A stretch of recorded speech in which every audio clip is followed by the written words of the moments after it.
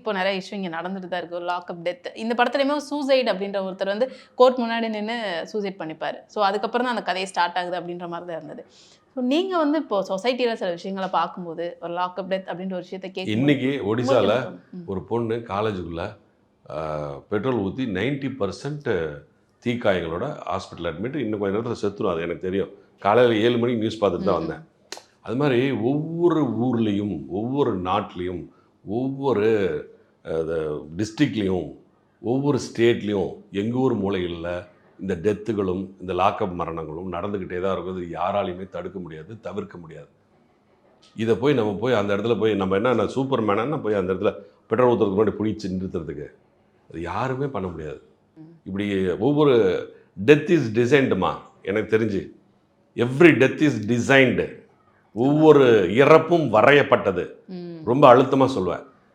அதுதான் என்னுடைய பார்வை. ஆமாம், இது நீங்களும் இதை ஏற்றுக்கிட்டு நீங்களும் என்ன மாதிரியே ஆயிடலாம் நான் சொல்லவே இல்லை. ஒவ்வொருத்தருக்கும் ஒரு ஒப்பீனியன் இருக்கும். இது என்னுடைய ஒப்பீனியன்.